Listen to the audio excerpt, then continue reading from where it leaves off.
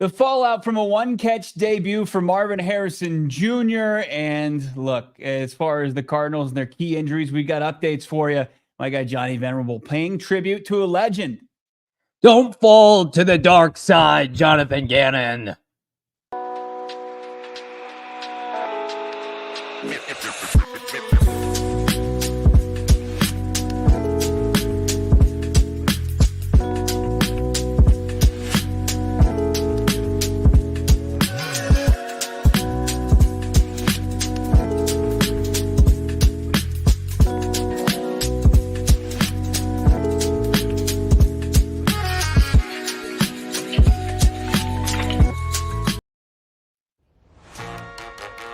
Hey, welcome in live from Studio K, presented by our friends at Circle K. It's the PHNX Cardinals podcast, your premier Arizona Cardinal podcast. Like and subscribe. Leave us a 5-star wherever you get your programming. This fine show brought to you by our friends at Bet365. Download the Bet365 app today. Use the bonus code PHNX365 when you sign up. Choose your offer. Find out why it's never ordinary with our friends at Bet365.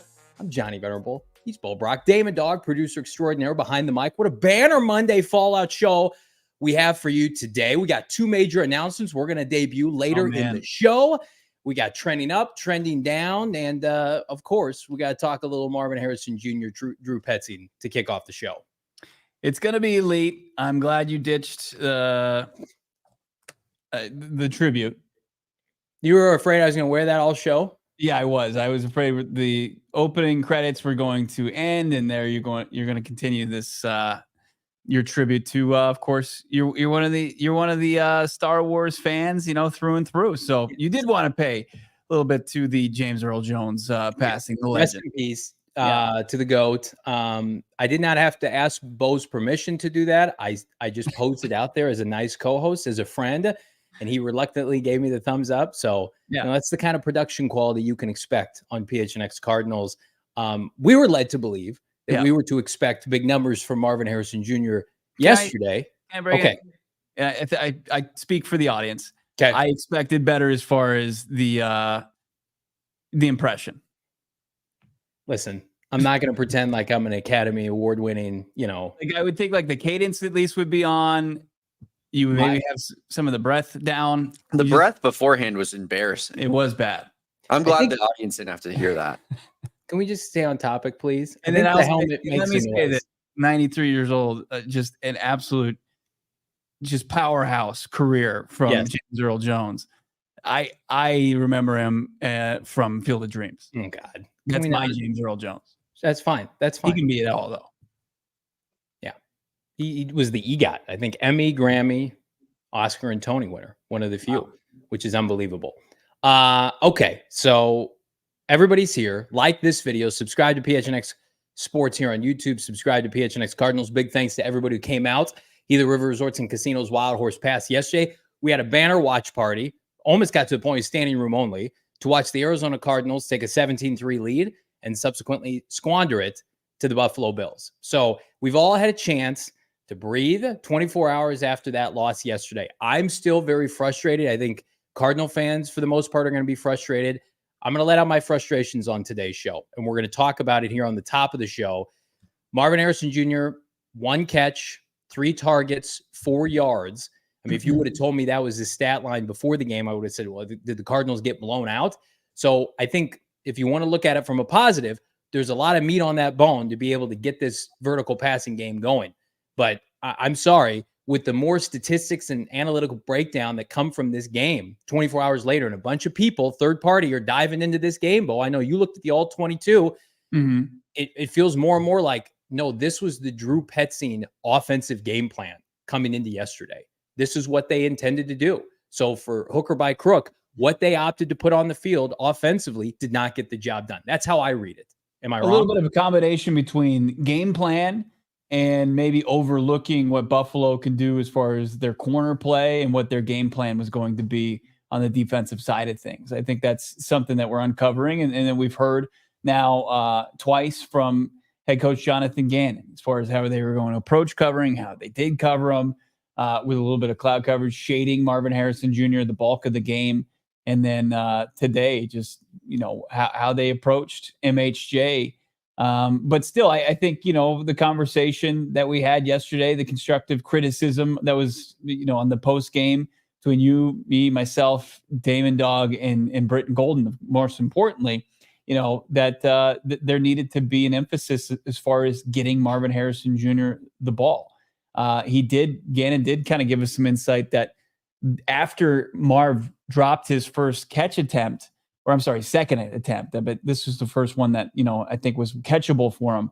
That was not part of the plan to just feed him the ball immediately after. It just happened to work out that way, where he caught, a 4-yard pass. Yeah. I think a lot of us remember the DeAndre Hopkins opener against San Francisco a couple years ago.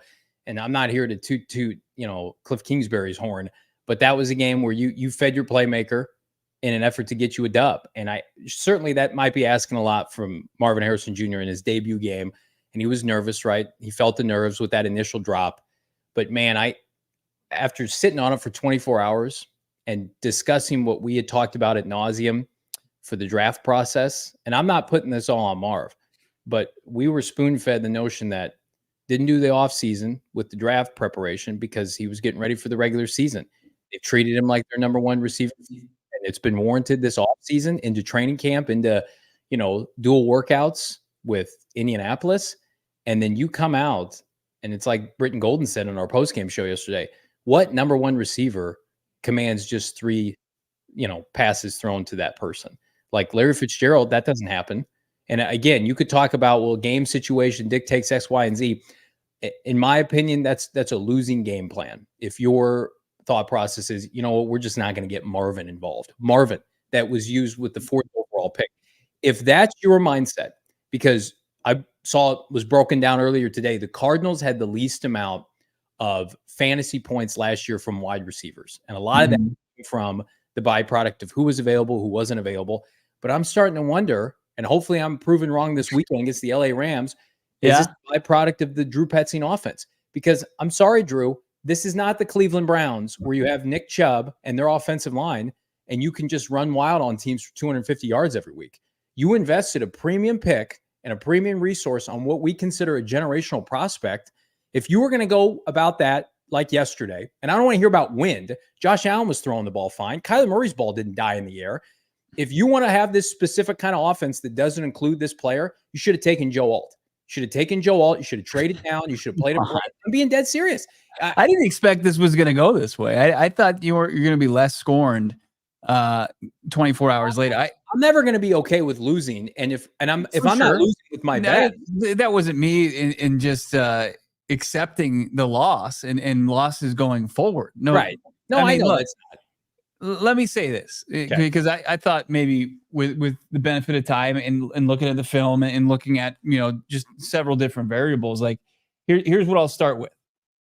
Marvin Harrison Jr. getting 3 targets in 1 catch is unacceptable. Like Correct. that should never happen. Correct.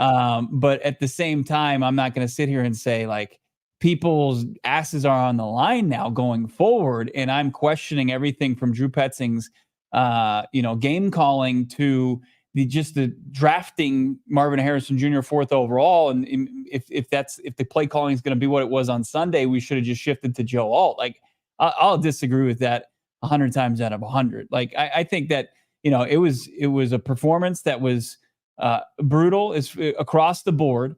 And obviously needs to be emphasized going forward.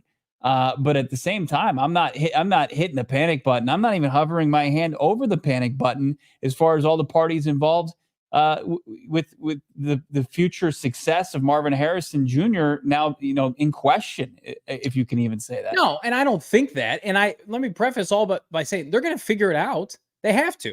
Like, you don't get this kind of cachet as a player, dropped in your lap if you're Drew Petzing and not utilize him. Like, they'll point it out as a coaching staff today. I'm sure it already happened, maybe last night, and said, unacceptable. We have to correct this. What do we need to do? Why wasn't Kyler Murray allowed to throw over 10 yards for most of that game yesterday? Again, like, the game plan was to keep it short or intermediate. That's what's come out. He only attempted, I think, a handful of passes beyond 10 yards, didn't complete any. Now, a couple of That's those the were Buffalo defense, though. That's what the Buffalo defense hang on is a willing second. to give We were up. talking about it all week, that their safety plays a joke and their cornerback plays up and down. I would rather take my chances with throwing some balls up to a 6'4" generational prospect at receiver over Rasul Douglas, safety coverage be damned, than whatever that was in the second half yesterday. And again, byproduct of Kelvin Beachum coming in for Jonah Williams. I get that. But this offense, with the investment that they've made in it, ought to be able to flip a switch here with no preseason. Told me preseason's not important, Johnny. We don't need that. Okay, where was the vertical passing game when you had to have it yesterday? Right. It wasn't available. So you can't sit here as a coaching staff and then say, you know what, we'll figure it out. We've got time. No. That was your debut. You had 6 months to put that together. And in the second half, there was no rhythm to the passing game. And again, your number one receiver on your depth chart is the 4th overall pick out of Ohio State. I mean, you got the 3 and out, you got the fumble in your own territory. Yeah. Those played a role. But I'm not going to completely dismiss what the offense looked like in the first half either. I don't think you should. Agreed. Like, I mean, but again, and like when we talk about like DeAndre Hopkins' debut in 2020, the NFL has made some adjustments. Like the deep shots, like they don't exist like they did in 2020. Like as far as what defensive coordinators can do and scheme it up and taking that away. I mean, outside of like the Dolphins offense, there aren't a whole lot of team in what Patrick Mahomes is able to do with the Chiefs. Like there isn't a team that can consistently connect on deep balls. Like, I just think that it's a little like I like the plan to like force feed a DeAndre Hopkins in his debut, and I'll stand by what I said. Like it's unacceptable to have 3 targets for 1 catch and 4 yards. Like that just needs to be better. But at the same time, I'm not sitting here and saying like, hey, like you just got to throw it deep. Like remember the press conference with James Franklin at Penn State? He's taking calls and was like, why don't you just throw the ball deep? It's like, because like there's so many different, the other team gets paid too. Their coaching staff gets paid too as well. I mean, I didn't think we were going to go fire and brimstone on the second half performance and say that that's the Cardinals we know going forward. And if they don't change it, people's asses are on the line. I do think, and people are asking us to get to the defense in the chat, and trust me, we're going to get to this defense. And I think there are plenty of solutions for what ails this team offensively. I don't know if that's the case defensively, but I have confidence in Drew Petzing. Am I disappointed that was the outcome of yesterday, that the offense could not move the football vertically downfield when you had to? 100%. When you tout something as a strength of the team, when you've got 3 receivers and a tight end that we're all very confident in, and the cohesiveness of Kyler Murray in this receiving core, and 4 of your 5 starters on your offensive line are healthy, like I am only judging it at face value. And I'm going to preface all this by saying, I don't want to hear about injuries. Everybody's got injuries. The LA Rams have injuries. They're throwing the ball all over the place last night. Stafford's got like 1 healthy offensive lineman. Like Cardinals at this point, this is not, again, your typical rebuilding team. Your talent offensively is, in my opinion, warrants a top 10 offense. It warrants better than what we saw at the end of yesterday with regards to Marvin Harrison Jr. and his involvement. But again, like I have full confidence that they'll make it a priority this weekend. Yeah. Now, look, if you're going to be touting the Rams and their game performance yesterday, they sucked in the first half. They had 3 points in the first half, didn't they? I mean, there's a tale of 2 different halves with both these teams that you've used as examples here. Where the Arizona Cardinals came out, Kyler Murray in this offense was dealing in the first half. Like outside of converting a field goal into a touchdown, you couldn't have a better first half than the offense. And yeah, like, but I'm in the chat, is keeping us honest here, and the people pointing out in the update on Jonah Williams, and you watch, film, like the offensive line was playing really well before Jonah Williams went out. And then no doubt. Then Kyler Murray was running for his life the entire second half with Kelvin Beachum there in the right tackle spot. But again, when the run game was non-existent in the second half and they needed to pivot to a passing game, they couldn't execute. They couldn't execute. They had balls batted down at the line of scrimmage. They had miscommunication with the receiving core. Again, that was touted to be the strength of this team. And like, again, It's not apples to oranges. Stafford loses Puka Nacua, both guards, multiple tackles in that game last night, and he's throwing the ball vertically, and he ties it and goes into overtime. And their defense is That's just all exhausted. he can do. That's all Stafford can do. That's his game. You take that away, he's not even in the league. Well, what does that mean? Downfield. He can play quarterback at a high level? Is that the argument you're making? No, he can make. He's got a strong arm and he can throw the ball down the field. Well, Kyler Murray's got a strong arm. I mean, it's just not the. It's not the offense. Again, when it works and it looks like yesterday's first half, it's great. But like, what would you say was the biggest byproduct of the team losing yesterday? As far as the defense, I think the defense struggled mightily. They couldn't get off the field outside of the, making the big play, strip sack of Josh Allen early on, and getting the chance to make it 10-0 before the Bills really started to get going. They did suffer, I think, a brutal penalty that I didn't agree with as far as David Collins that would have sacked Josh Allen back by midfield. And I still can't find, where was it a face mask that they called on that play? It was like roughing the passer. So it wasn't actually a face mask. So it's you go into the halftime and it's 17-10. It's instead of maybe potentially like a 2-possession game. It's a 1-possession game. Yeah. And then then your offense couldn't afford to come out and play like it did, and it did. And that's where that's where you just can't afford when you have zero margin for error and you don't get it done. Good teams like the Buffalo Bills, they take advantage, they capitalize. Well, and you and I are on the same page. Like I happen to think that the defensive front seven, the pass rush, the containment was the reason they lost this game. I think a lot of us predicted that was going to be their Achilles heel this year.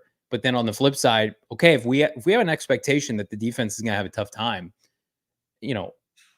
is it the right decision to run the ball on 3rd down right before a pivotal 4th down with under 1 minute to go? Take the ball out of Kyler Murray's hands, multiple red zone possessions if you're Drew Petzing. And then, of course, then not targeting Marvin Harrison Jr. in the entirety of the second half. This is from earlier. I mentioned Kyler Murray with regard to 10-plus air yards. I think he was last in the NFL. If we've got this, Damon Dawg. This is according to Lord Reeves on Twitter. He's a good follow. Kyler Murray was the league's worst QB on throws 10-plus yards downfield, 53 per passer rating, 0 for 7 on passes that far downfield. The only QB thus far without a 10-plus yard completion through the air. And again, I don't put any of that on Kyler Murray. I've seen Kyler Murray have the best deep ball in the NFL. So again, like DeMercado check down. Weren't there 2 drops on balls? Yeah, that were for sure. There? Yeah, that's what I just said. Like I don't put this on Kyler Murray.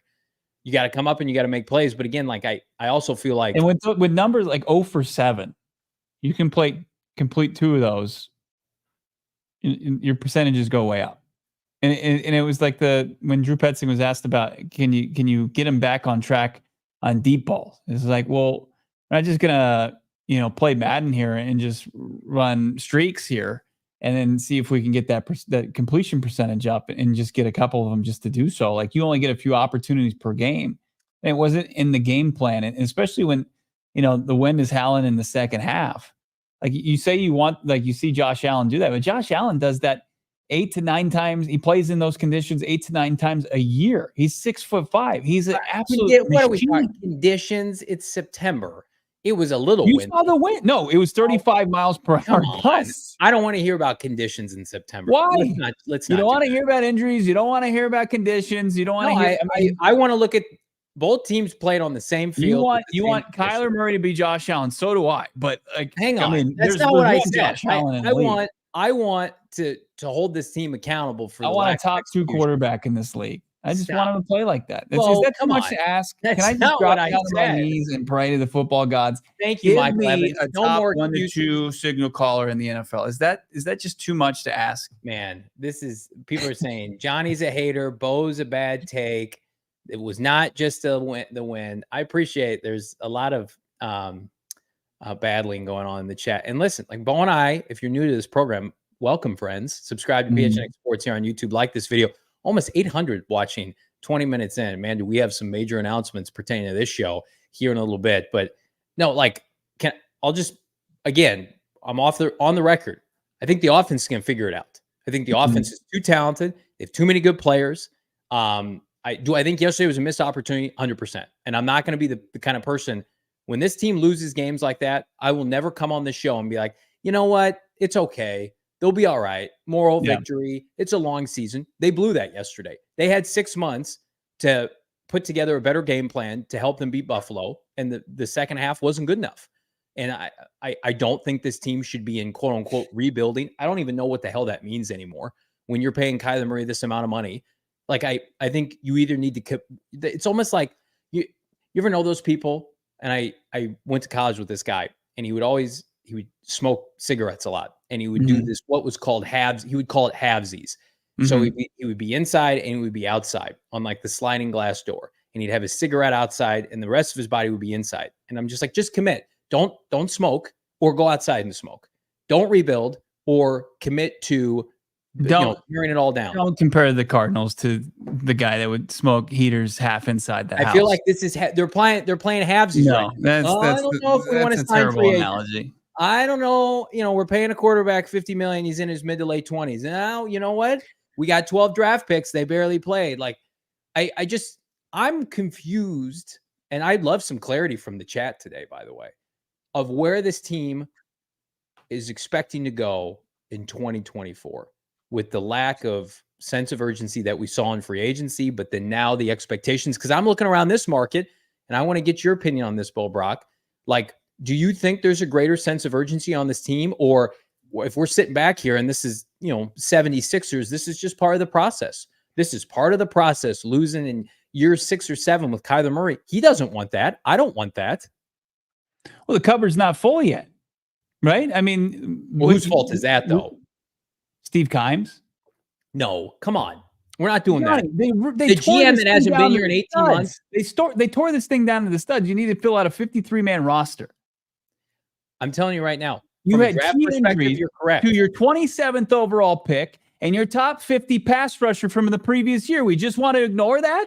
Well, I think you put too many eggs in that basket. And I'm sorry. I love Darius Robinson. How many Robinson. eggs do you put in that basket? He hasn't played a snap yet. B.J. Ojulari with 4 sacks last year. That was the answer. You're telling me that Ojulari and Darius Robinson wouldn't have helped out that defense yesterday? I'm telling you that this team that was third to last. The team that was a possession away from going on the road. Hang on. The team that was a possession from away, from marching down the field, was on the other side of the 50, was within striking distance of outright winning that game against the Bills team that has so much expectations, coming off 4 effing wins. And we're sitting here and we're furious. We're beside ourselves. We're contemplating, is Petzing the guy? Is Monty the guy? Did he do enough? I mean, come on, man. It was one thing to be emotional after a loss, but another to just be like downright. I can't be emotional on a Monday. You can be, but let's be rational here. I'm never going to be okay with losing when circumstances were within their control to not be in this situation. To trot, you want to get into the pass rush? I'll get into the pass rush.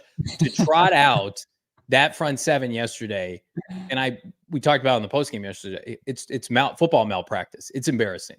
Like, Dennis Gardeck played the whole game, didn't register a single statistic on the stat sheet. You're starting a 5th-round rookie out of Clemson. Like, I thought Zaven Collins did pretty solid.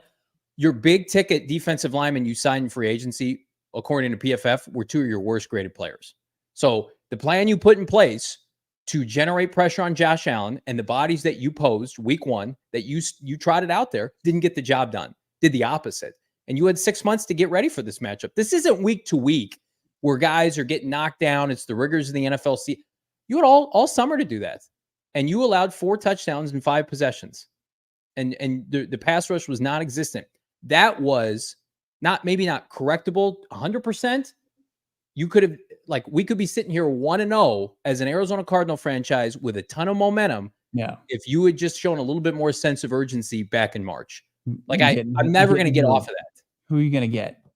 Stop. We've done this. That's such a We've simple done this question. 100 times. It's such a simple question. Just give me one effing name. No, because I've done this with rankings of 8 to 10 guys. We've already done this before. You can't I sit still here don't and have tell like me. a viable name. Stop. I don't. Van Ginkel has a pick 6 yesterday. He was Oh, available man. for pennies. How many sacks? Neil did he Hunter, have? Jonathan Grenard, all these teams all these guys Grenard. were on winning teams yesterday. And they went to teams that weren't 4 and 13 the previous season. Bo, we have to have a John. serious conversation about this defense. This defense right now gave up 33 points yesterday, 33 or 34. Last 34. year they were second to last in points allowed per game. And we're sitting here and it's a deja vu. I'm watching the same players from last year and it's the same result. Why is that so hard to just admit, like, you know what? I think they fumbled the bag on personnel this offseason. That's all I'm saying. I think they're going to get it corrected offensively. They're too talented. Yeah. I just think that you go out there and you throw some money at a pass rusher, an outside linebacker, and it's just a different number and name on the back of the jersey. I don't think that there was anybody that impacts the game yesterday that was available on the free agent market outside of the big names. Well, outside of the Daniil Hunters, outside of the Jonathan Grenards, like you should have been in on Huff from the Jets. We talked about Reddick pre-Jets Eagles trade. Philly wasn't going to make a deal with the Cardinals.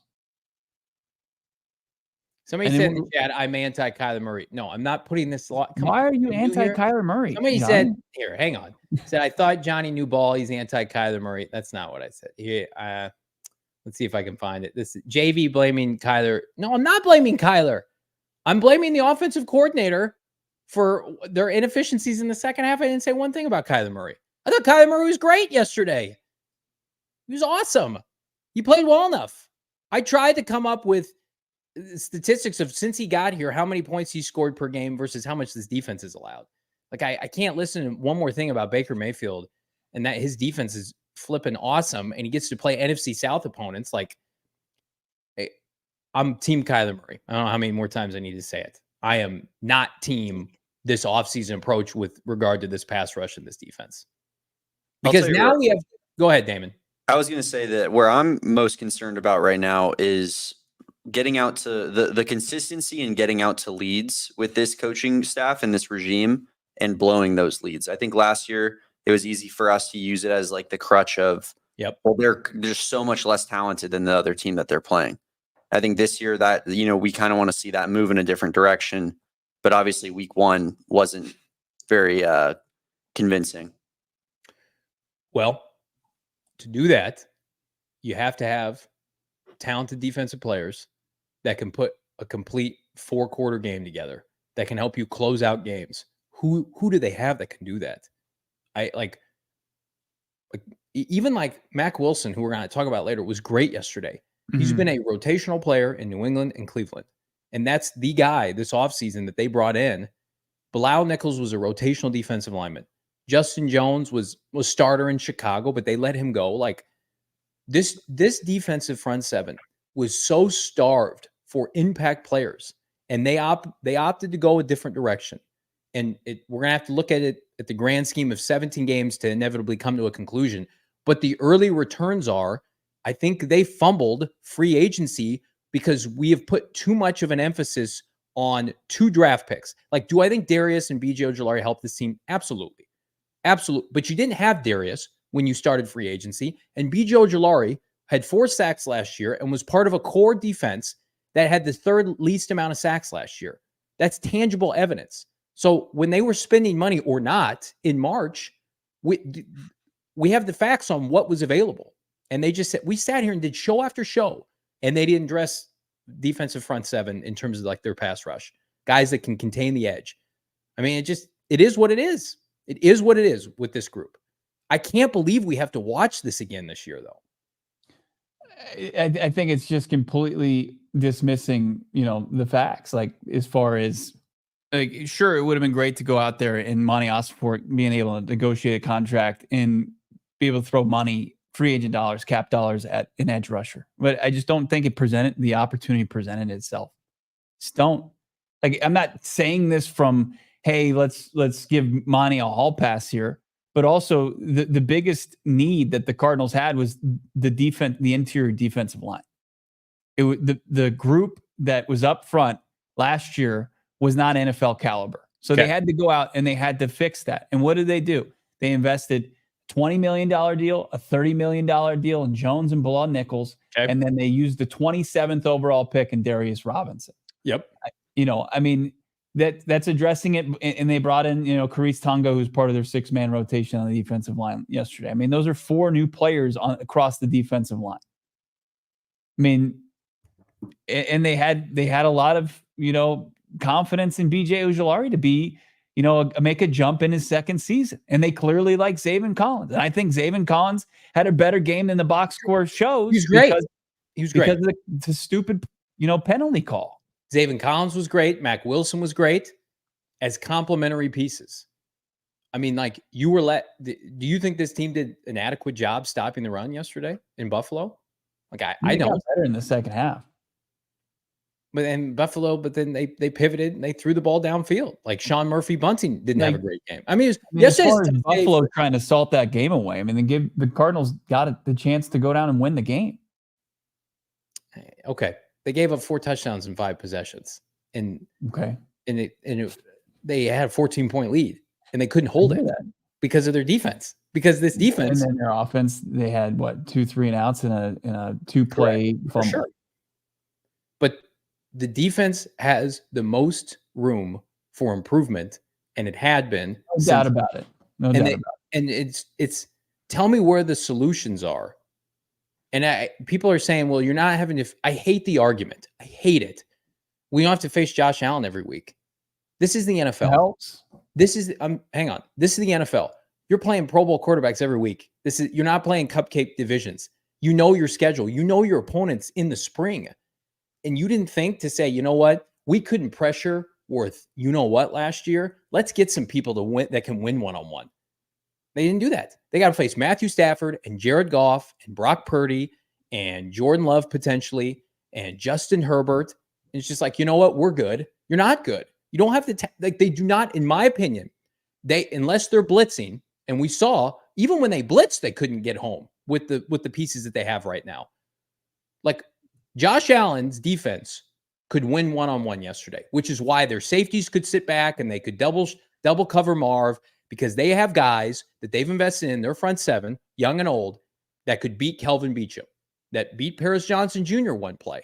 And that was the difference in the game defensively for both teams. What is Ed Oliver? What year is he in the league? 4? I mean, yeah, for sure. What's but Gregory Rousseau in 3. What's how much did they invest in Von Miller? A ton of money, right? And he looked pretty decent coming back from his injury. He looked way better than he did last year. That's for sure. They've invested for sure because they're a lot further down the line. This is year 2. This is year 2 of being gifted Trey McBride, Budda Baker, Jalen Thompson. I'm trying to think of who they were gifted from the. But here's the difference. It's not much. Kyler Murray. But here's the difference. You were not saddled with a bunch of bad contracts after this year, after 2023. Those were mostly. But the team has been transparent in how they want to build this team. Because everybody wants to go out there and say, hey, go out in free agency and get yourself a pass rusher. Get this, get that. Go like you're on a shopping spree. No one's saying that. I'm not saying shopping spree. What Jonathan Gannon and Monty Ossenford have both been very transparent that they are a draft and develop team. But again, I'm coming at it from the vantage point of you want to win. I get that. You have a Pro Bowl quarterback who's making the amount of money that you have opted to say, we're rolling with Kyler Murray.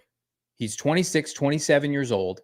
We're going to lean on him in his peak years, and he's going to help us win games. But then you trot out that defense as a complementary option. Like that doesn't make sense to me as a viable plan long term. If you want to do Patriot style and tear it down and draft a quarterback and truly rebuild, that's one thing.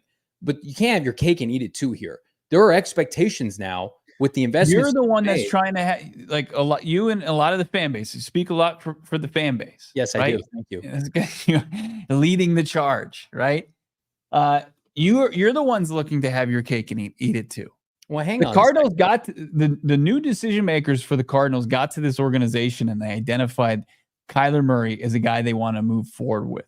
They didn't give him a $230.5 million contract, but they came to it and they realized, hey, as far as franchise caliber quarterback, we feel like we got one. He happens to be under contract for this Totally much agree. money. It's the market you pay and the price you pay for a quarterback this day and age. He's already, like, after the Dak deal, isn't he already at 10? Isn't he like a 10th highest paid on average per year now? I think he is a top 10 quarterback in the NFL. I think he's a playoff quarterback. I thought he was fantastic yesterday. He was top 5 in QBR. Kyler Murray's play, even with what I think are very questionable play calls, should have won you that game. But they were held back by something that this podcast has highlighted for the better part of 3 or 4 months, every day, ad nauseum, with this pass rush. I'm never going to be okay coming on this show and being like, you know what? They just got to learn how to win. They just got to figure it out. No, like, you have a flaw, you didn't address it, and you lost the game because of it. Situation, action, result. The situation is you were third last in sacks. Action, you had none. Result, you lost. That's what happened. Look at Lynx has got his caps lock broken. He's just hit a couple of those. Just say it already, Bo. You're cool with sucking this year. Pretty clear our front office was. Just say it. Just say it, Bo. Actually, Kyler's getting paid more than Mahomes, by the way. I mean, Mahomes came into a pretty good situation and he balled out after sitting a year, parlayed, and he's the greatest quarterback of this generation. Yeah, I'm not using him as an example. Yeah. But like, it'd be one thing, and I'll end on this because we got so much to talk about today. Yeah. Well, I'm gonna leave. I quit. Oh, come on. Can't take it. You think you got a thick skin to do this, baby. We love doing this. We're in the trenches right now. Yeah. You think losing on a Monday is going to be patty cake cupcake time on this show? No. We're getting into it. We're slumming it. If the Cardinals had paid somebody and they didn't perform yesterday, I'm gonna require a name. When I say people $33 million leftovers unacceptable, who you paying? Number one, it's not my money. Number two, it's like that money's not great. Not around Just give me a name. Just give me a name. They paid Bryce Huff, and he didn't show up yesterday. You know what we're talking about? Bryce Huff today, and say, hey, Bryce, you need to play better.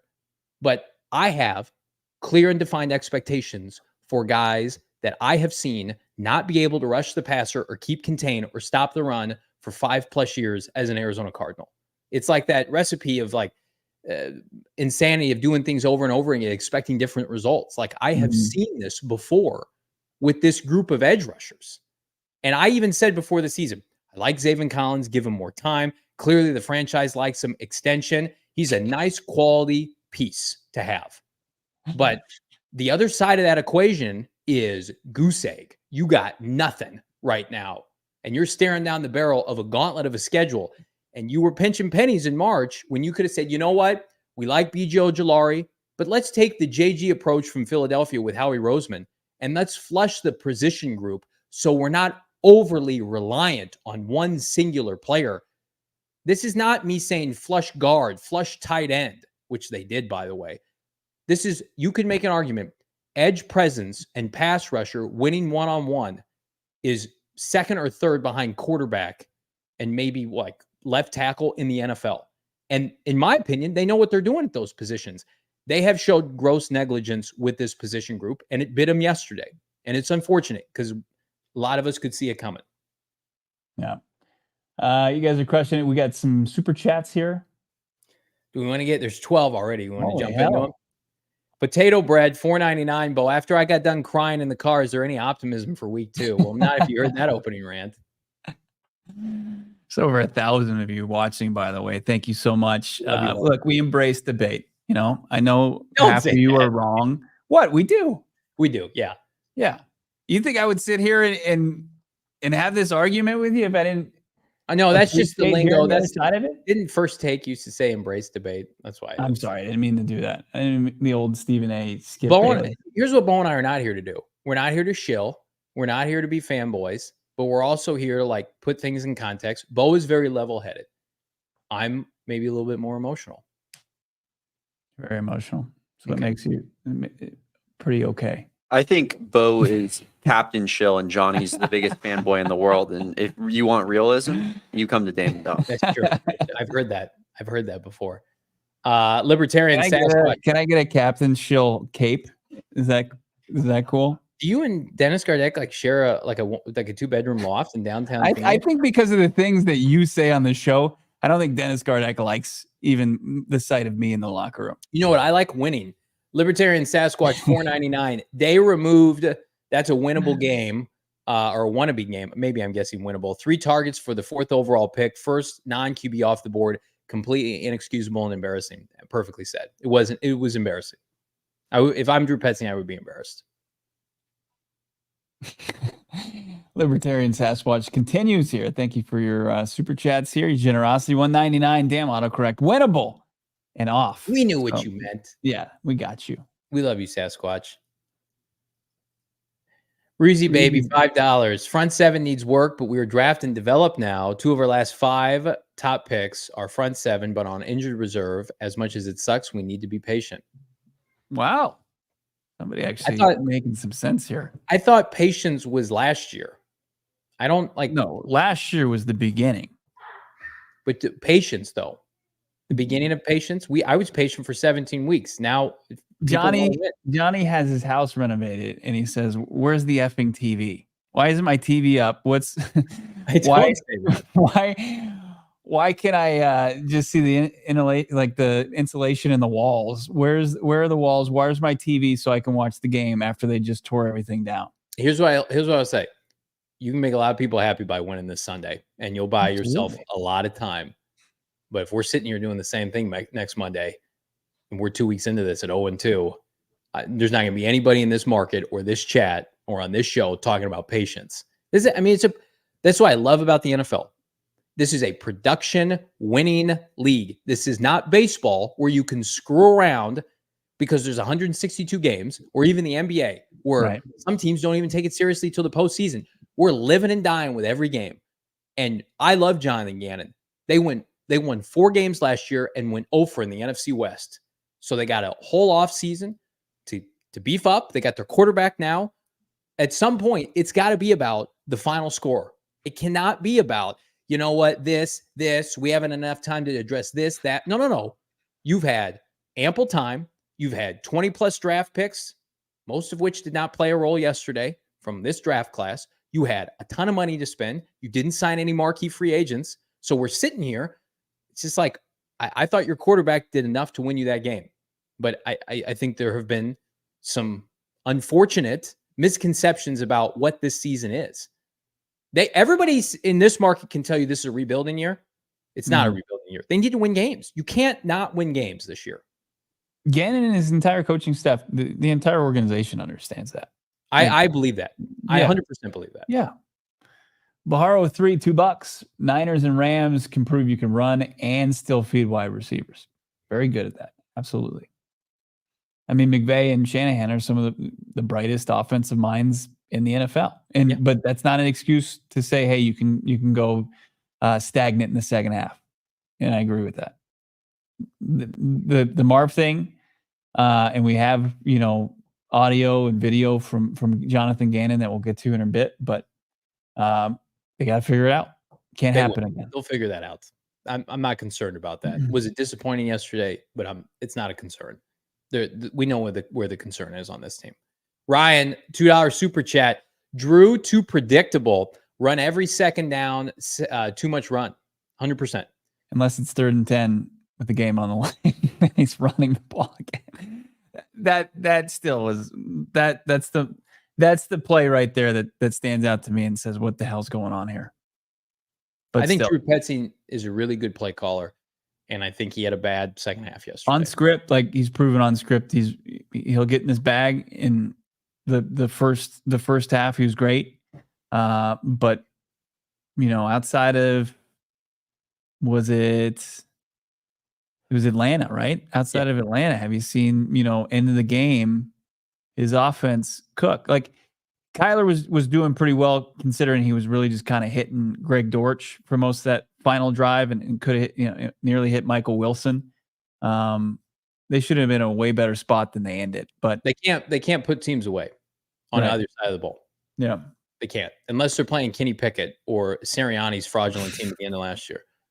Like they had a chance to put away one of the best teams in the NFL yesterday, and for multiple reasons, like just couldn't get it done. Yeah. Aaron Van Buren, 606 super chat. I think a ton of MHJ in this offense, which is 12 or 13 personnel heavy, is going to be a lot to ask for and implement. Petzing will be tested. Yeah, and goes back to my original point. Like Jim Harbaugh, I think would have taken Marvin Harrison Jr., but he didn't want Rome Odunze, and he didn't want Malik Neighbors. So if you have an identity, lean into it. Well, their identity is to run the football. You want to know how I know? They took a blocking tight end in the top 90. They were the number 4 rushing team last year. But there's an expectation when it comes to acquiring a player like this that they have to be a focal point to help you win games. That what happened yesterday, we've identified it inexcusable, just can't happen again. If it does, then we're going to have a bigger conversation about this team. Keeping it going with Baharo, $2. Good loss. Don't want an org to be okay with top 2 wide receivers with 9 yards. This team's beyond, and I know. I hope I never said. I don't. If I said it was a good loss, I've never. You didn't. Not on the post game show. I think there are people who are saying it's week 1. Don't overreact. If they were playing the Patriots this week, I'd feel way better. This team has a gauntlet of a schedule. That was a winnable game, and they didn't finish the job. And so there's a greater sense of urgency. I want this team to play meaningful football in December and January. Like, it doesn't matter if they get to Carolina and New England in the second half of the schedule and they have like 1 to 2 wins. Then the season is over. It's not, but it is. Be viable when those games, make those games mean something. You know how they don't mean something? If you repeat performances like yesterday. I think of the last year of Brian Flores and the Dolphins. The Dolphins started off like 1-7 and then reeled off 8 wins down the stretch against really weak opponents. Mm-hmm. You can't let seasons get ahead of you like this. The same thing happened with the Lions. What, 3 years ago? Yeah, they go 1-7 and then they go 9-8 to end that thing, or 9-8 total. Outside looking into the postseason, and then they get it going in year 3 of that. Where, look, I mean you're gonna have to preach a ton of patience to survive a 1-6, 1-7 start. It's hard. You lose people. Yeah. I mean, I think Gannon is a masterful motivator. I think he already is a good head coach. And I'm on the record. I think he was done a disservice by his GM with this front 7. Let Jonathan Gannon and Nick Rallis cook with some real players, man. Like I just don't like. No other team is sporting this kind of talent up front defensively. You're leaning into the strength of your coach for a second. I get it last year, but man, like not helping anybody right now. I don't understand it. And I haven't understood. This is not a new take. I've had this all off season. I think that there's confidence when you give Gannon a player, an SEC ass kicker out of LSU and Ojulari, that he can turn that guy into a good player off the edge. And then when you give him a versatile piece on the defensive line, like Darius Robbins, I think he's got a lot of confidence. Like, hey, this is going to help us. And we're doing it through how we want to build this team through the draft.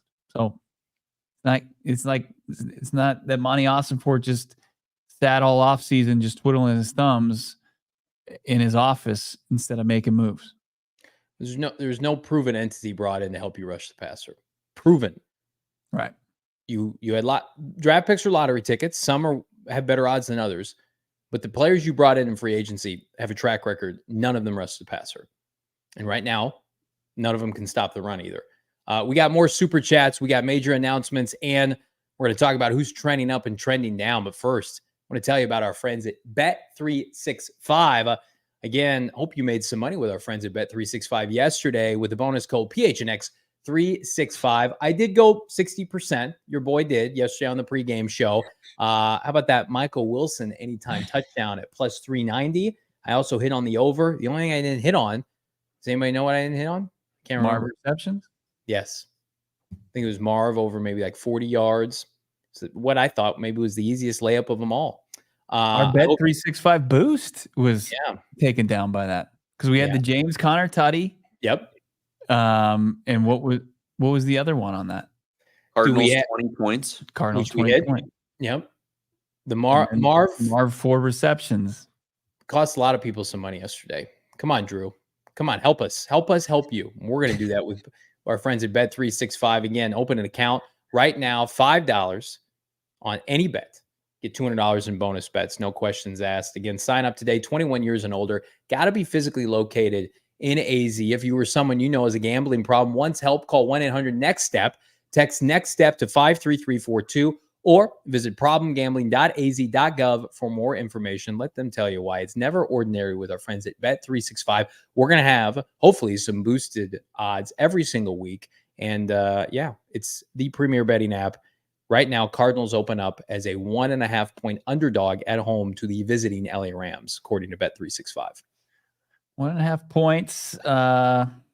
Not too shabby. Bet365, never ordinary. And also what's not ordinary as well is when you get your floors redone by our friends over at Empire Today. You got to check out our landing page right now at Empire Today. Save yourself some money as you get the quick, easy, convenient way of revamping your floors. It's the speed and the service. It's unmatched. And of course, they've got the price match guaranteed, where you think you can find a lower price, they'll match it over at Empire Today. We love it. They keep shopping for floors simple, curated product selection. You don't have, like, if you go to some of those big box stores, somebody that was working at the Pep Boys that closed down the street. Instead, you got people who are well-versed in the flooring world, and they're going to give you a great and perfect styles that are going to match your condo, your apartment, your house. Check out Empire Today's virtual floor designer as well. Here's what you got to do. Go to EmpireToday.com/PHNX and save yourself up to $350 on new floors. EmpireToday.com/PHNX.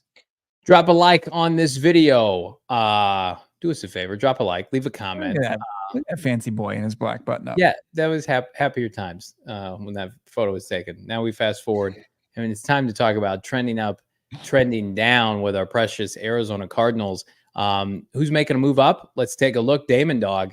DJ Dallas, again, may or may not have had some mud slung on him by this podcast. I will eat all the crow. Yesterday, he was as dynamic as anybody. Tremendous return touchdown, the first for the Cardinals since, I believe, 2015 with David Johnson.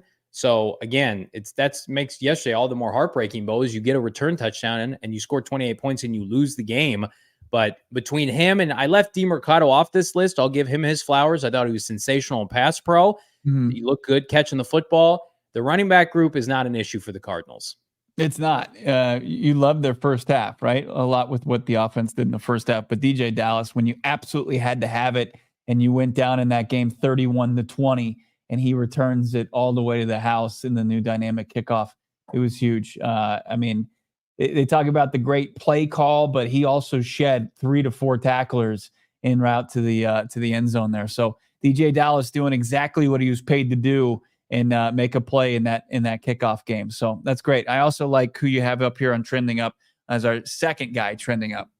Paris Johnson Jr., the highest rated offensive player for the Arizona Cardinals. That's what you want to see. You make a big time investment and you get production from the second-year tackle out of Ohio State. 83.9, was dominant from a run blocking standpoint.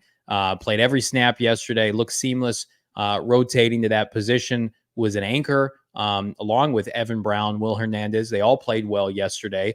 Outside of the issue with Jonah Williams and Kelvin Beachum having to come in, I thought the offensive line was fairly good, and it was led by number 70, Bo. Yeah, doing what he did last year in the run game, being a bully there. That's where he excelled, but his pass blocking, his pass pro went up a notch. And that's what you want to see as he takes over the reins as your franchise left tackle.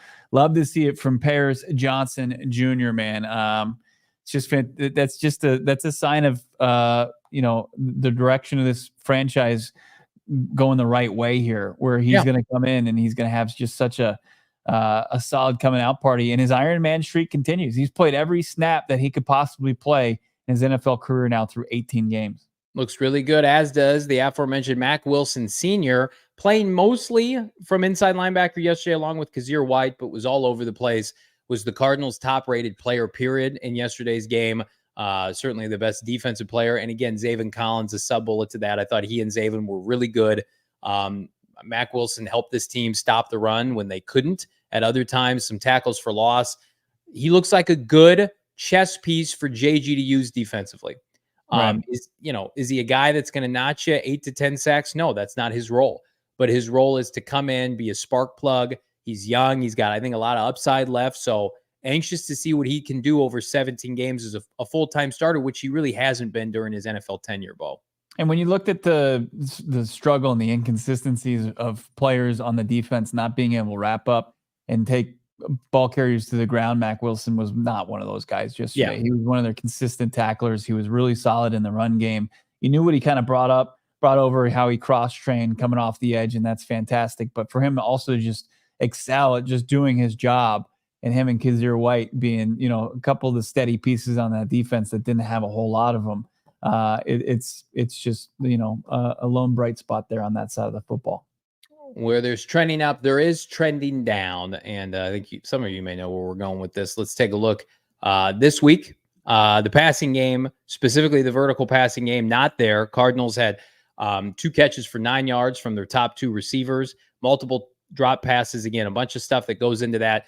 My biggest issue, the play calling, Bo. We've talked about it ad nauseum, but that's got to return. Kyler Murray, I know, can throw the deep ball as good as anybody. Let's see that unlocked here in week 2 against the LA Rams. Yeah, you need it. You absolutely need it. It's important. Like there's no blaming the elements or, the hostile environment, playing against on the road at Orchard Park. You're going to be at home. You're going to be in front of the Red Sea, and you're going to be in a dome. So it's you should be able to lock in your passing game down the field a little bit easier this week. Not to say that those are all viable excuses. So, and also with one game worth of tape and where you went wrong. This next one, this was surprising to me yesterday. The Cardinals, and let's just focus on their top 100 picks. They had 7 top 100 players drafted, 7 in the top 90. Now, in fairness, 2 are on injured reserve in Darius Robinson, Elijah Jones, but the rest of the group, 4th overall pick, had 1 catch. Max Melton, who's in concussion protocol, had 11 snaps defensively. Trey Benson touched the ball 4 times. Tip Ryman basically led the group with 20 offensive snaps. So for a team that everybody tells me has no talent, for a team at the end of the day, Bo, that needs an infusion of youth, the rookie class, for whatever reason, was not given either that opportunity while they were on the field to showcase it, or they didn't play, period. So we're in this kind of weird holding pattern where, we're not going to sign impact free agents, but we're also, we got all these rookies, but they're not ready yet. So the Cardinals are just they're in this gray area right now, and it's tough. And it was my biggest argument that, you had to have a baton passer to get you through these early games with these premier teams that you're facing, because not every rookie is going to be ready, and that's okay. Yeah, no, it is okay to an extent, but you were expecting with all the draft capital that they had a bigger impact. And it starts at the top, right? Because you got 1 catch, 4 yards from your 4th overall pick, your top pick. It doesn't help that your 2nd pick in the draft wasn't available. And Max Melton primarily starring on special teams until the concussion. And then you got, as you went through, Benson, Ryman, no Elijah Jones because of the injury, no Christian Jones. We didn't see Rabbit Taylor Demerson. Xavier Thomas was a non-factor coming off the edge. So, 12 people that you brought in to help your organization, minimal as minimal as it really kind of gets come game 1. Gotta go a different direction with that one. We covered it ad nauseum. Drew Petzing has to be better. Magnifying glass, again, everybody wants to complain about this defense, including myself, but I think we're all of the mindset that just the talent's not there, whereas Drew Petzing has all the talent. He's got a franchise quarterback. He's got big-time weapons. He's got an offensive line. I know they lost Jonah Williams, but look around the league. A lot of teams are playing with less. Multiple tight ends, multiple running backs. They scored 21 points. They had 28 with the kickoff return, but it was just the optics at the end of the game. You had 2 opportunities to win that game yesterday, and either your play calling wasn't good enough, the rhythm in your passing game, whatever you did or didn't do, your players were not prepared to stretch the ball downfield to get you in a position to win that game. We had a lot of new viewers and listeners here, and just explain, trending up, trending down. Pretty simple, right? But as far as when we look at a 12-player draft class that's headlined by Marvin Harrison Jr., there's a lot of excitement. And is it on us to maybe temper those expectations? Sure. But to get to production or lack thereof from the rookie class, it was just a bit surprising. And which way would you have said it was trending, up or down?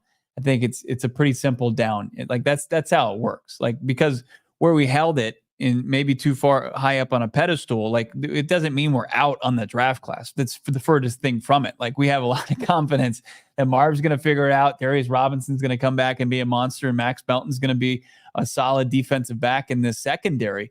But I mean, as far as game one, I'm just going to call it what it is, that they were trending down after the game yesterday. I didn't even know you had to explain that to people, but I guess we do. Like, yeah, this is a week-to-week thing. And yesterday, the rookie class, non-factor. They were a non-factor against the Buffalo Bills.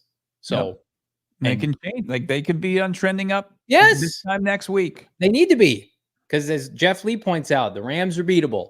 We're going to talk about the Rams, the injury update, plus major announcements pertaining to this show and the rest of your super chats, of course. But I got an announcement. I'm yearning for some chicken and pickle in my life, and we can hook you up with that. The Glendale location, chef's kiss, and it's going to be the site of the PHNX Cardinals tailgates at Chicken and Pickle, beginning, I believe, correct me if I'm wrong, fellas, this Sunday for the home opener. Again, it's a premier venue. It's unbelievable. I bring family to it. They've been to other pickleball courts, and they're like, this is like 10 times better than anything I've seen. Check them out, chickenandpickle.com. If you're new to pickleball, they get you hooked up, newbies on the court. They give you a $10 gift card, participants, tournaments, entry classes, 5-star staff. They're unbelievable. Speaking of 5-star, their food is next level. Their wings, their appetizers, hell, the regular food, whatever you want. The backyard menu has tons of dips. They've got it's a great place to be. And especially now with the weather finally turning here in Arizona, it's going to be my go-to spot from here until the spring and into next summer. Pickleball courts, variety, kick back with your favorite peeps. And again, check us out every single home game, Sunday tailgate. More information in the description. Head to chickenandpickle.com to see all the fun you can have at their Glendale location, Bo. Chicken, pickle, dynamic duo, just an absolute terrific trio would be chicken, pickle, in the Game Time app. Because if you're going to go out to our tailgate, might as well get yourself into the game. And you can find tickets right now on Game Time, because best way to utilize this app, you kind of procrastinate a little bit, wait till the last minute, and then lock in your tickets. And why not do it? Take the guesswork out of buying tickets. Do it with Game Time. Download the Game Time app today. Create an account. Use the code PHNX to save even more money. You'll get $20 off your first purchase, and you can get yourself not only into the Cardinals next 3 weeks, home games at State Farm Stadium against the Rams, the Lions, and the Commanders, but also you can get yourself tickets to watch the Diamondbacks make a push for the playoffs. Get easy tickets, easy cheap tickets to Chase Field to watch the Snakes play. How about when the Suns tip their season? You're going to want to have the Game Time handy and available for you so you can save money when you're locking in your tickets. Download the app today. Create an account. Redeem code PHNX for $20 off. Download Game Time today. What time is it? Game Time. Game time, baby. This weekend against the LA Rams. We're moving on from Buffalo, and we're looking ahead to the LA Rams at home. Bo, you had a chance to chat with the head coach of the Arizona Cardinals, Jonathan Gannon, pertaining to the fallout from yesterday into this week. What more can you tell us? Yeah, let's hear from Jonathan Gannon. He gives us an update, a couple injured players. Jonah's still getting some tests done on the knee, so I should have more information. You guys will have more information in the middle of the week. Max is in concussion protocol. And then, I know Zave Weaver didn't play, but he should be on the practice field this week too. So other than that, pretty good. Not bad. I don't know. I'm a little optimistic that Jonah isn't season ending, just based on how he left the field. I know he needed help from the trainers, but it wasn't a cart situation. And then they're further evaluating it. I don't know. Do you have any more insight on that? No, I reached out to a couple sources today. Nothing new on that. I know there's some speculation on Twitter that maybe they're trying to get a second opinion. I don't know if it's that. We'll have, it sounds like a definitive answer by Wednesday. I expect him not to play this weekend. How about that? Yeah, I'm saying like long-term situation. Yeah. I think he'll be back this year, hopefully. But this toughest part of your schedule. You now. played a doctor this weekend on YouTube. I'm not going to have you continue to play that role without the credentials. So I'll just ramp it speculation on behalf, but it just a couple little tea leaves I was sniffing out there, but we'll see. It could be a rap sheet or an Adam Schefter report here in the next couple of days. If not, we'll get an update from Gannon on Wednesday when the team returns to the practice field, and then Max Melt with the concussion. The big topic conversation's been Marvin Harrison Jr. and the one catch for 4 yards. This is Jonathan Gannon on his 4th overall pick. Be fine. Marvin will be fine. He'll get back at it and go to work. But no one's going to put more expectation and pressure and I'm a loss for words right now. Expectation or pressure or him want to do well than himself. You know what I mean? So he'll be perfectly fine. So, I mean, saying all the right things as far as his prize rookie wide receiver.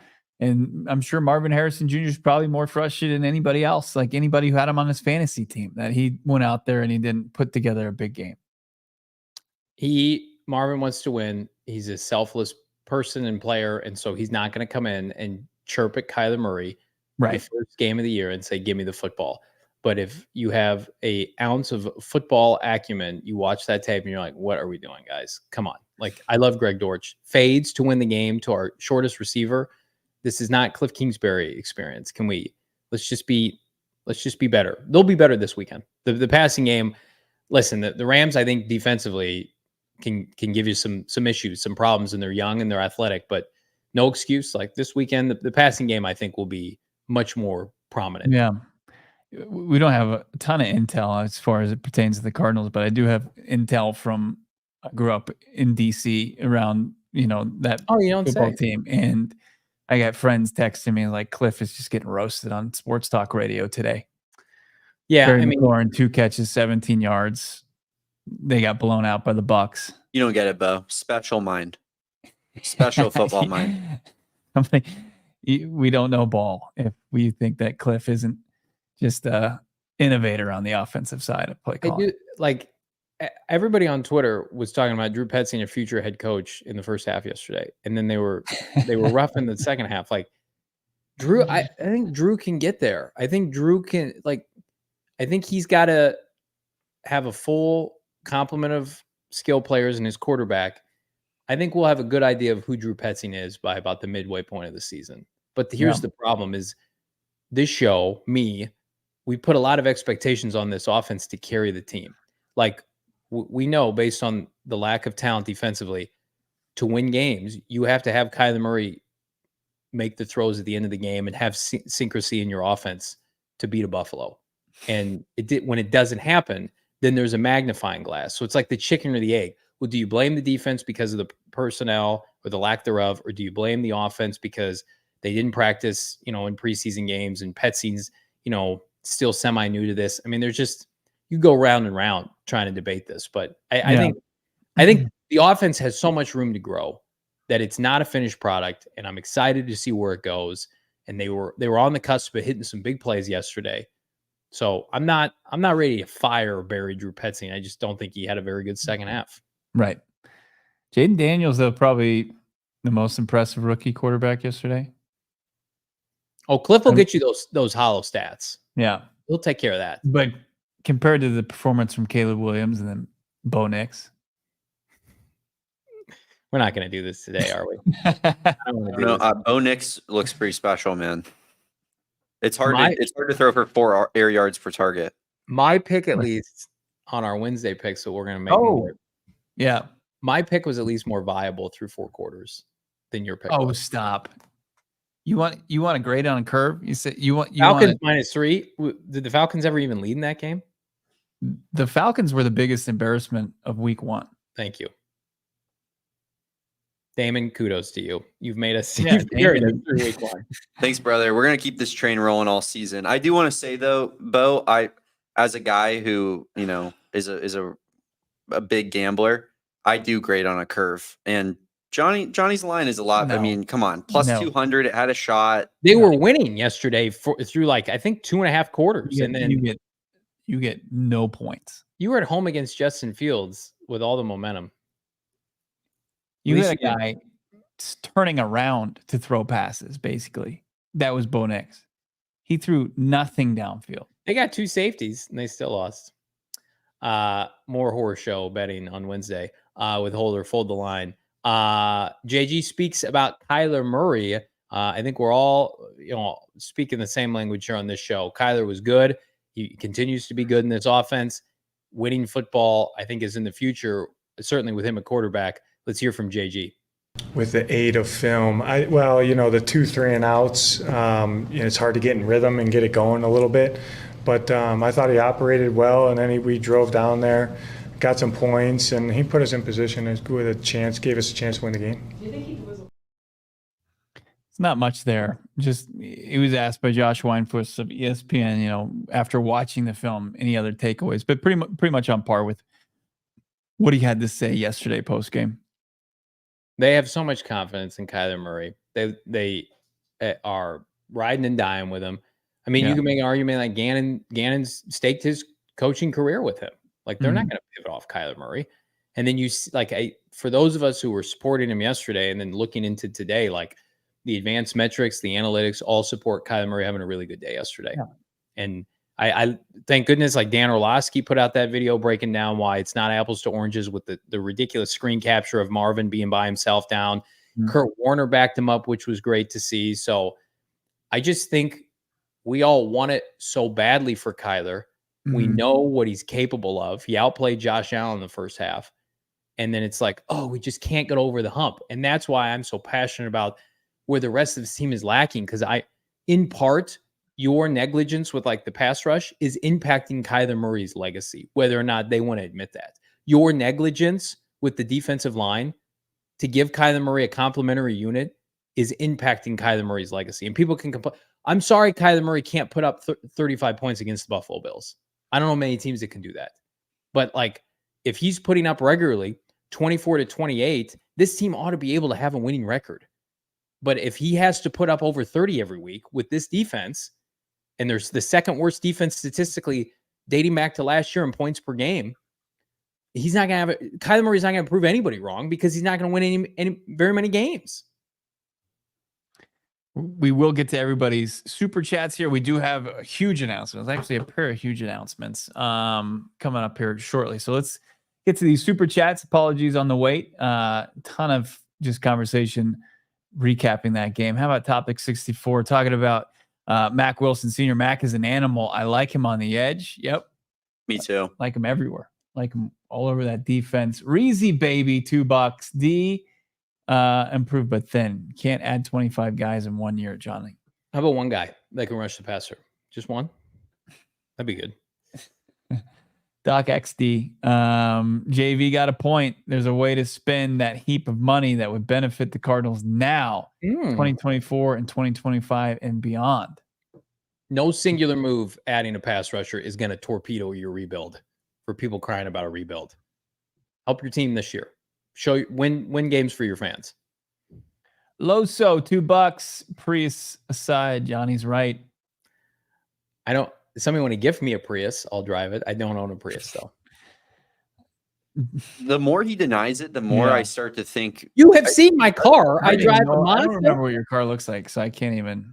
I have a Mazda and I have a Prius. Yeah, for some reason I feel like it's because when we talk about maybe our friends at Sanderson Ford, nobody is thinking I'm capable of owning a nice Ford vehicle. So they're throwing Prius at your boy.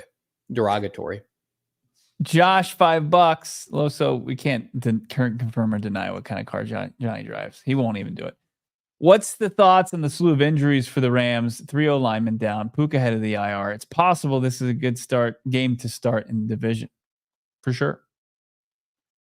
For sure. There's gonna be a lot of expectations to win this game with what the Rams aren't trotting out. Win or lose yesterday, I think that there's big expectations to win this game. I don't know. You win yesterday, like you don't want to lose this game, but you got some breathing room. You got two of the better teams in the NFC coming to your building next 2 weeks. I mean, yeah. I don't want to call it. I'm not calling this a must win this weekend. That would be ridiculous, right? I wouldn't do that. He's calling it a must win, but. He's calling the must win. Vegas is saying this is basically a pick 'em. You're the healthier team.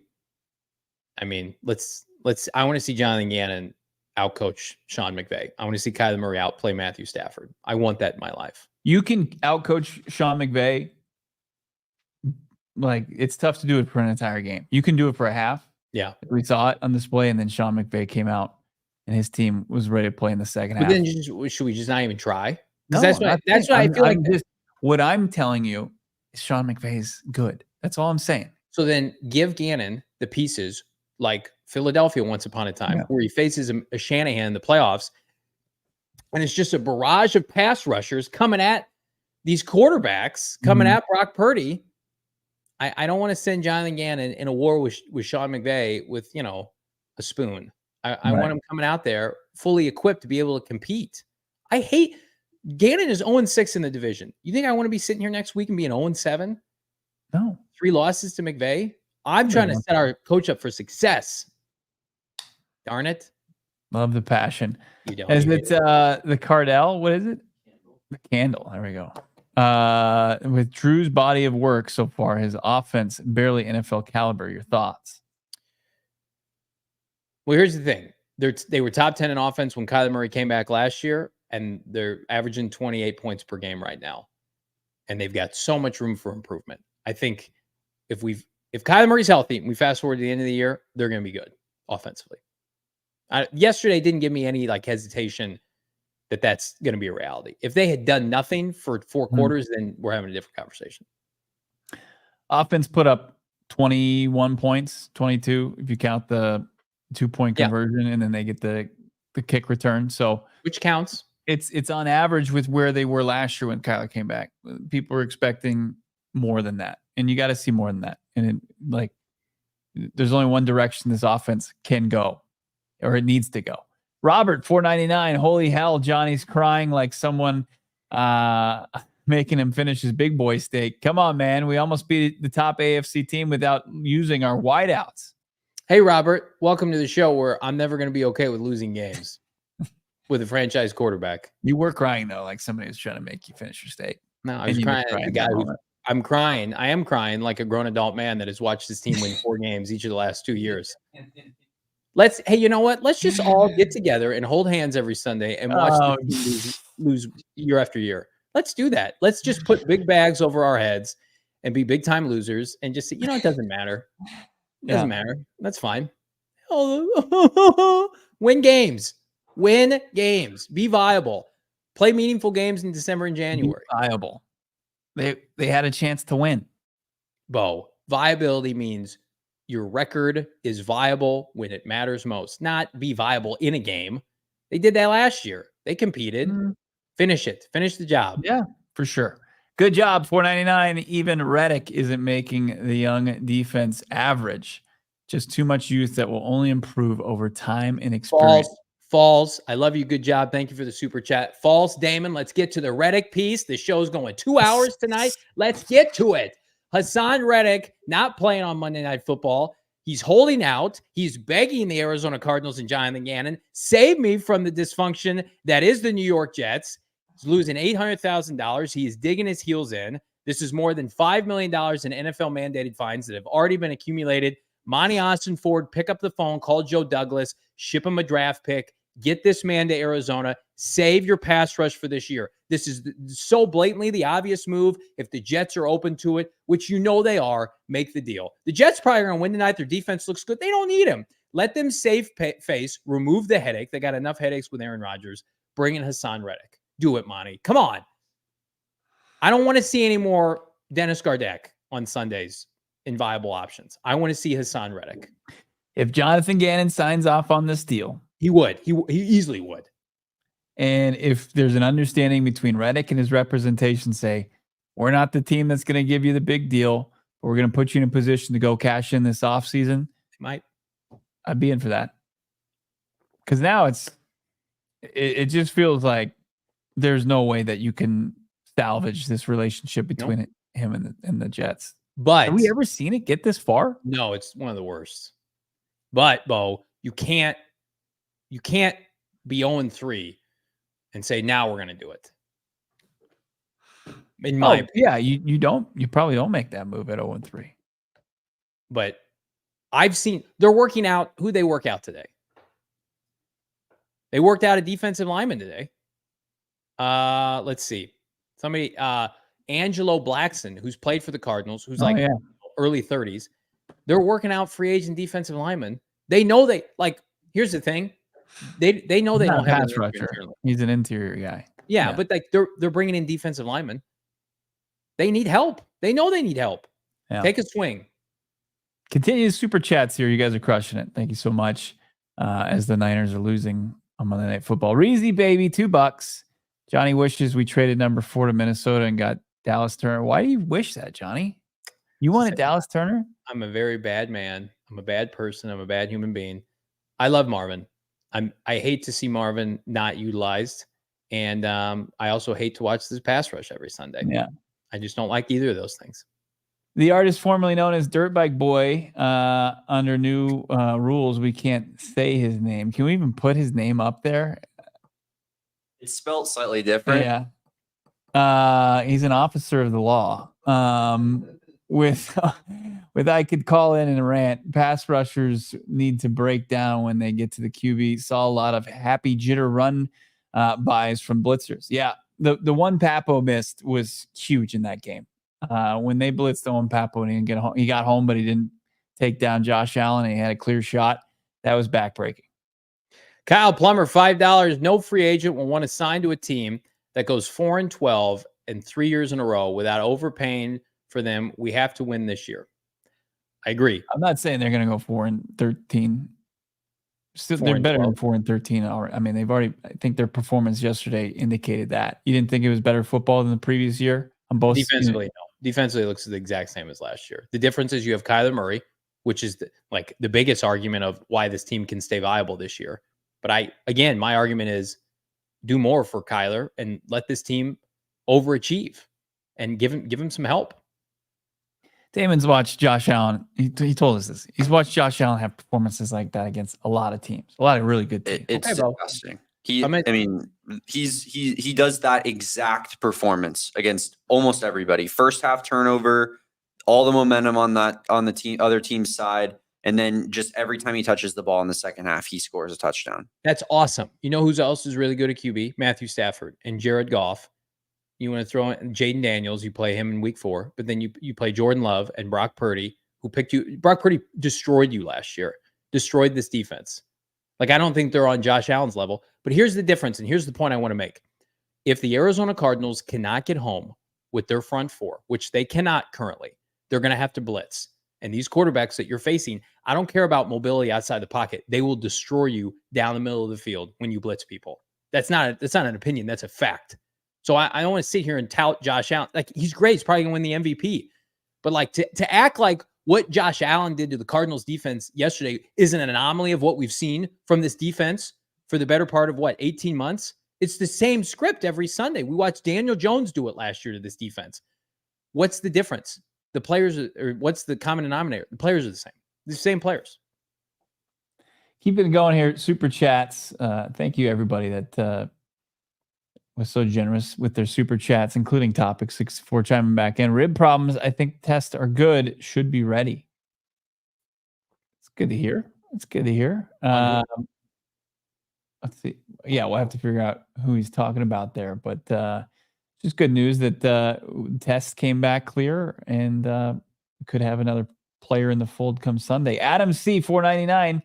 This loss is both on Petzing and Kyler Murray. Petzing called a terrible second half, but K1 could have called an audible like a big boy. I think he called an audible. I saw a lot of Kyler Murray changes at the line of scrimmage. So CBK, $5. Year 2 of a rebuild seems like the best time to pay a 30-year-old pass rusher. Well, you got a quarterback making big money, and you got a bunch of money you're not spending. I think here's what I know about CBK and all of his comments. He's okay to lose this year. So CBK, he got what he wanted yesterday. We took a big L, and he's like, you know what? This fits CBK's timeline. So congratulations. Don't listen to CBK. Don't be. Congratulations on the rebuild yesterday. It was a phenomenal rebuilding. Oh, he is. Okay, I won't defend him. He just says he's okay. Oh with it. Yeah, I've seen his comments. Loso, $2. Go get Hassan Reddick. Come on down. The Jets win tonight, and it's a big emotional win. you call them tomorrow and say, hey, congratulations, Joe.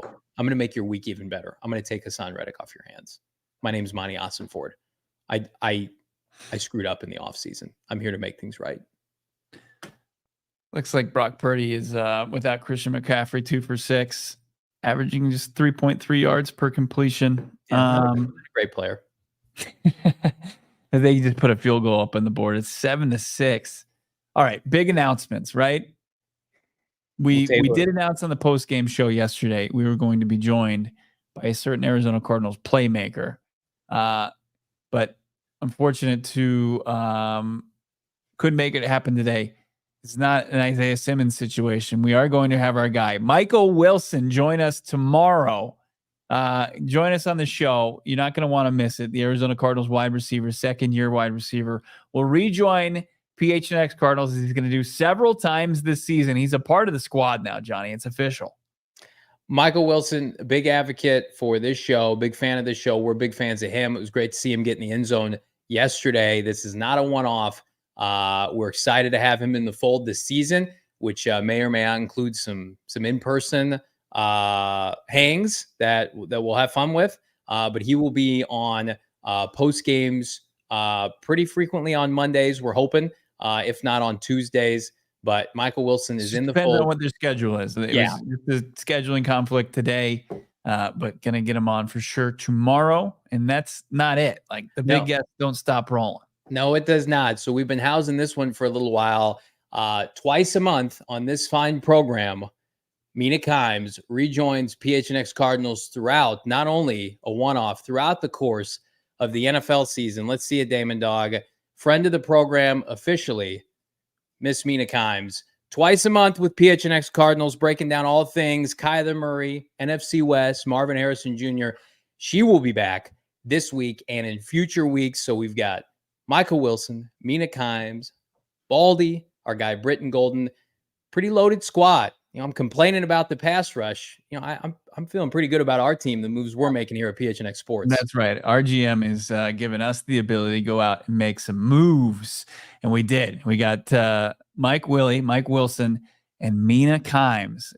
Mina, gonna ask her tomorrow about just this game, this coming up, as you mentioned. 0-7 would be devastating.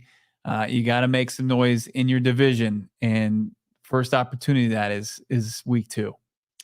Yeah, absolutely. She knows ball, especially NFC West football. She's a diehard Seattle Seahawks fan, but Valley native. Yes, grew up in Chandler, and she was on. If you missed it in the spring with us, reached back out, asked her if she'd be interested in hanging with us this season. She said yes. So thank you to all the support in the chat. And we're fired up about our 2 newest additions this football season, on top of what we're getting from our guy, Craig Morgan at GoPHNX.com. If you haven't seen his post-game article from Buffalo last night, it is a banger. It's for free. You can read it right now. But if you want that sweet 10% at GoPHNX.com, become a diehard, pick up a free hat and or shirt, shop the number 18 collection. There's been no better time than to shop the number 18 collection, shop the PHNXlocker.com, level up your gear, level up your acumen with GoPHNX.com. We've got Jesse, we've got Gerald, we've got Craig, and it's a banner time to be an Arizona sports fan. And it starts with PHNX Sports. Yeah, we're in salary cap hell with all these moves, by the way, but we're doing it for you. No, we're not rebuilding here. There's no rebuilding on this show. Damn it. Baldy, Baldy stays in the fold as well for a second straight year. He's going to join us later this week. Already started to exchanging texts with Baldy, and if you got to follow him, he's already got some K1 breakdowns on his at Baldy NFL on Twitter. We'll retweet that out from at PHNX_Cardinals, because Baldy is a friend of the program officially, but the friendships, the group's getting bigger. Love this super chat. It's the perfect one to end on today. The Candle 34, $4.99. Love all the criticism and positivity. Well-balanced takes. Keep up the good work. We appreciate that. It is all authentic. Bo and I talk pretty frequently, and these are our honest selves, whether you love us or you hate us. Mostly if you hate me. Daniel saying, Mina, Mesquite high school legend. Absolutely. Same high school as Roy Lopez. How about that? Roy Lopez, great game yesterday. Not good. Great game. Was the highest rated defensive lineman for the Arizona Cardinals. Maybe he needs to see more PT. What do you think about that, Damon, Dawg? He's a generational player, I think, Roy Lopez. And honestly, the Roy Lopez fan club, of which there are many of It's us, growing. we are waiting on Johnny's apology. I already said apology. I underestimated his game. Did I think that the nose tackle of this team would be the only one to have a legitimate sack yesterday? No way. He's moved up. He's on trending up for Johnny, no doubt. Big apology. Dog knew. You didn't know. You were in the dark. You're still in the dark on Rolo. He said today. I just apologize. I love him. He said the Red Sea knows about how big this game is. He expects a big game from the Red Sea on Sunday. He said his whole family's going to be there. Roy Lopez said that? Yeah. Oh, yeah. Oh, this means everything to the state of Arizona. I love that they just trot out Rolo once a week now. I'm like, didn't he just talk to the media? He's just like, less than a week ago. Roy Lopez is up there again. He's your best edge rusher right now is your nose tackle that's been on 3 teams. He speaks for this fan base. He does. And you know what? He's a really positive guy. So I'm here for it. And he's a JG guy. Are you? You won't yell at him like you've yelled at me all show? No, shut up. Like this video, subscribe to PHNX Sports here on YouTube. We appreciate you all. Tomorrow is going to be a loaded show. We'll let you know who's on, when they're on. Follow us on Twitter. Follow us on YouTube here. And again, bust out your smartphone, mobile device. Subscribe to PHNX Cardinals wherever you get your podcast. We're having a big month. It's all because of you, and the content does not stop flowing. We just got to get this team to get some dubs here in the meantime. Am I right, Bo Brock? Absolutely. Let's get a W this Sunday against the Rams. And as you mentioned, check out Craig Morgan's latest article. He's already churning out more and more content. Check out all the content we have at PHNX Sports here on YouTube. Make sure you're subscribed. You have that little bell lined up to get notifications when we go live, when a video drops. We had some elite content from our guy Johnny over the weekend. If you missed it, Johnny Venerable, MD, doesn't get enough love. Him and Damon Dawg collabed, and it was something special. I feel like it ages pretty well after this weekend, too. Some of my takes, some of the doctor's takes. Stop. I'm going to stop this show right now. No, really, I am. It's follow Johnny on Twitter at Johnny Venerable, Damon Dawg at Damon Dawg, DAWG, and at PHNX Cardinals. I'm Bo Brock. We'll talk to you tomorrow. Brand new episode. It's going to be loaded. We all silly like the mayor.